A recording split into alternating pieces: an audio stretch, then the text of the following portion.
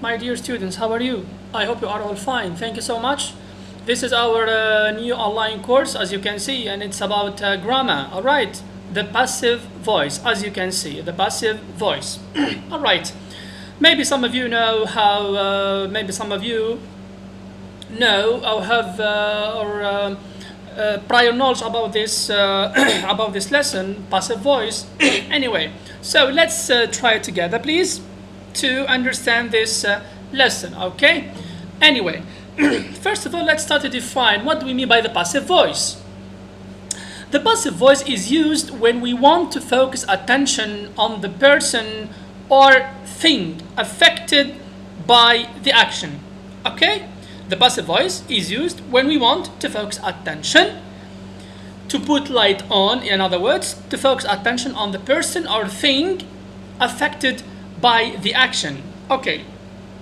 Normally, the performer of the action or the agent comes first and is made the subject of the verb.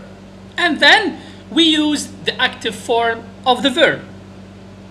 In other words, when I want to use a passive voice, I should transform my active voice. In other words, I should have an active voice, as you know. Then this active voice, this active sentence, this active voice sentence should be transformed into a passive voice sentence.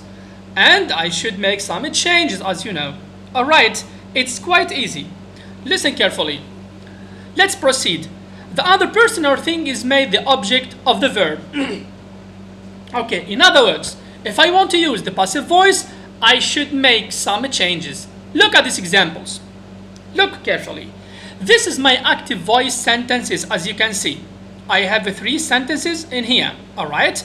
Active voice sentences, and I will transform them into passive voice sentences, as you can see. For example, see the first one. Monkeys adore bananas. All right? Monkeys adore bananas. This is a very simple active sentence. I have monkeys as a subject, adore a verb, and bananas the object. All right? Good. If I want to change it into a passive voice sentence, it will be this way. Bananas are adored by monkeys. Here in the definition I said that when we want to focus attention on the person or thing affected by the action. Here you are. Monkeys adore bananas. All right. They like bananas. In other words, bananas are adored by monkeys. My attention is on bananas, the fruit. My attention, my light is on the word bananas as a thing. So as a fruit, as a food for monkeys. So bananas are adored by whom? By monkeys. All right? So it's quite clear. In other words, monkeys, which is the subject, will be put at the end of the sentence in here. Adore, which is present simple, as you can see, present simple verb, should be transformed into are adored. Okay? Are refer to bananas as a plural form. Okay?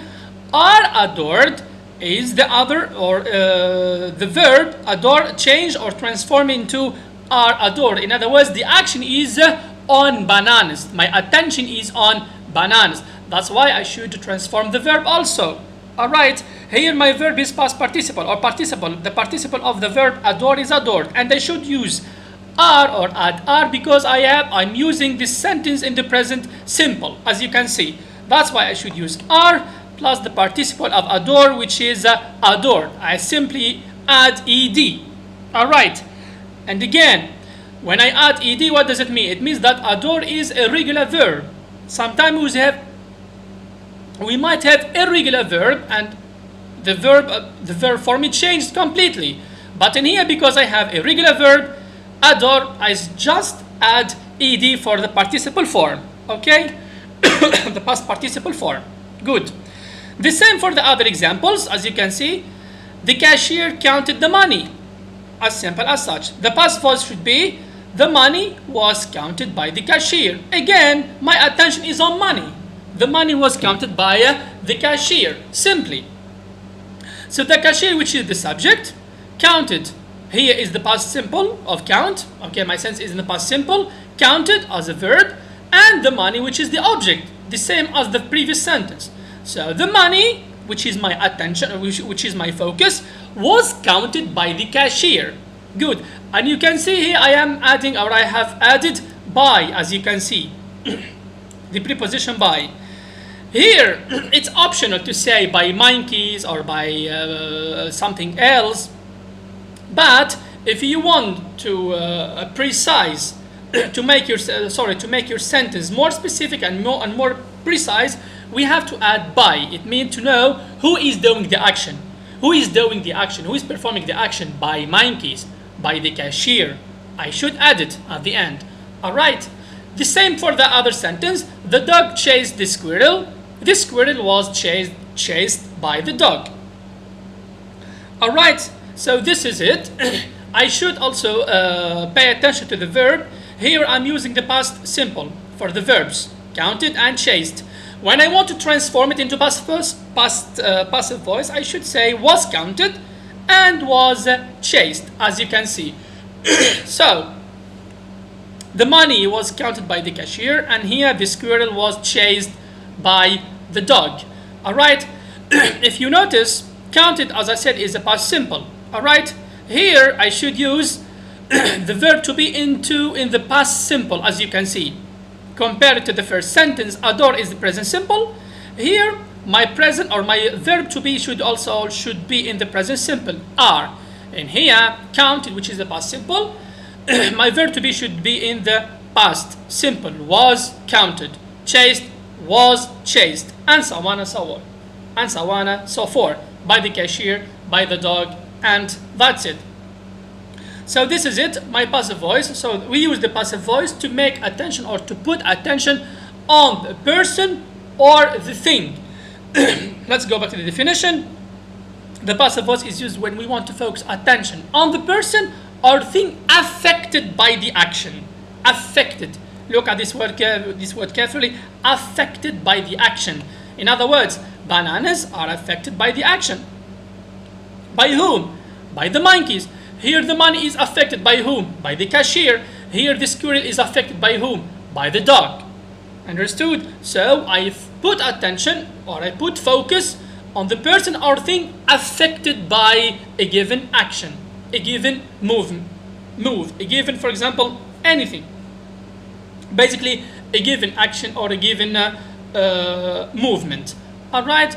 So this is it, as simple as such.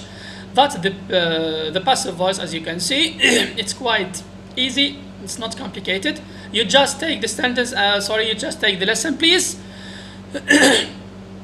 You just write the lesson in your notebooks, please. You can pause the video at each time you want and take your lesson. All right. After finishing writing the lesson, please, you have to focus on.